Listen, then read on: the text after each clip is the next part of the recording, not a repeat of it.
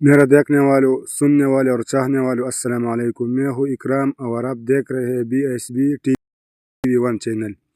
امید کرتا ہوں کہ آپ سب خیریت سے ہوں گے اور خوش و خرم زندگی گزار رہے ہوں گے۔ پہلی بات تو یہ ہے کہ میں اور یوٹیوبر کی طرح اپنے ویوز کے لالچ میں جھوٹ نہیں بول سکتا ہوں، کیونکہ جھوٹ بولنا کبیرہ گناہ ہے، اور میں آپ کو وہ باتیں صاف صاف بتاؤں گا جو مجھے BSB دفتر سے ریسیو ہوا ہے۔ تو آج کی ویڈیو بچوں کی تعلیمی وظائف کے حوالے سے ہے۔ اس وقت آپ لوگوں کو بچوں کی تعلیمی وظائف کے بارے میں 5 اہم مسائل کا سامنا ہے، اور اس ویڈیو میں آپ کے ان تمام مسائل کو تفصیل سے حل کرنے جا رہا ہوں۔ لیکن اس سے پہلے میں آپ کو ایک خوشخبری دینا چاہتا ہوں۔ نئی کوارٹر کی بچوں کی ویریفیکیشن شروع ہو چکی ہے۔ اب سوال یہ ہے کہ یہ ویریفیکیشن کب تک مکمل ہوگی اور اس کے بعد بچوں کی تعلیمی وظائف کب ملے گی، اس بارے میں بھی میں آپ کو مکمل معلومات دوں گا۔ دوسرے نمبر پر وہ نئی بینیفیشریز جو بنظیر انکم سپورٹ پروگرام میں حال ہی میں شامل ہوئی ہے، جن کی تعداد تقریباً 10 لاکھ ہے، انہیں بھی قسط ملنا شروع ہو چکی ہے۔ ایک قسط جنوری، فروری اور مارچ کی ہے جو 14,500 روپے بنتی ہے۔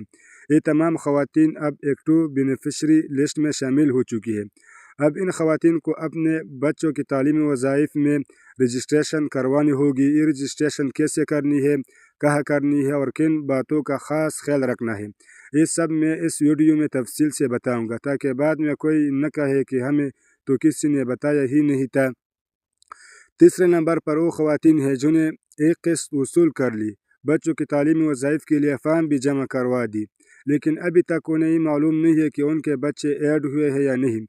کچھ خواتین نے دفاتر میں سلپس اور دستاویزات جمع کروائی، مگر انہیں کنفرمیشن نہیں ملی، اور اسی الجھن میں ہے کہ اس کا فارم جمع ہو گیا یا نہیں، کیا دوبارہ فارم جمع کروائے یا پہلے والا فارم ہی قابل قبول ہے، اور بچوں کی وظائف کب شروع ہوگی۔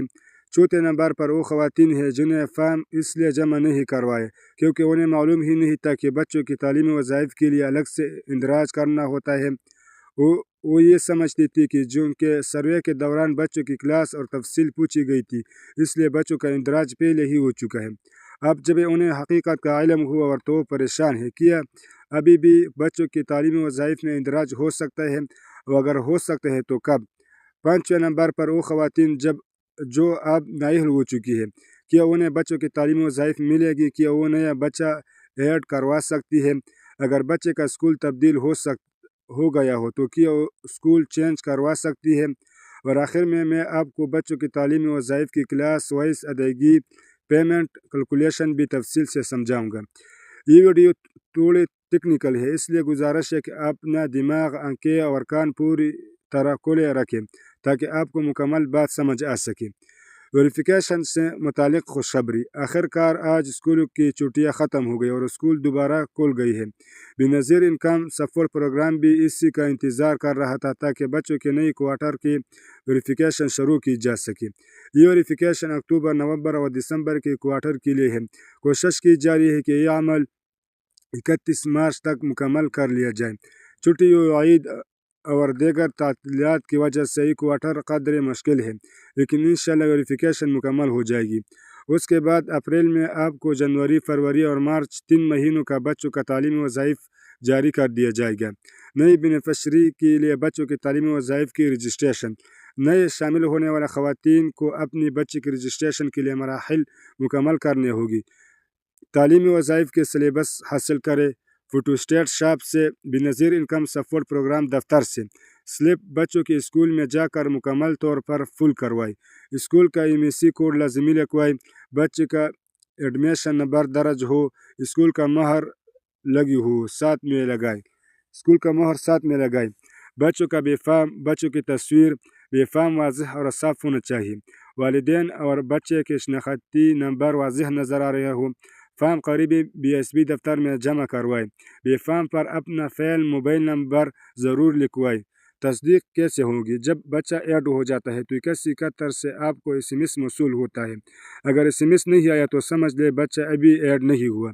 اگر آپ نے پہلے فارم جمع کروایا اور ابھی تک SMS نہیں آیا تو قریبی BSB دفتر جا کر تصدیق کروائے۔ ضرورت ہو تو فارم دوبارہ جمع کروائے۔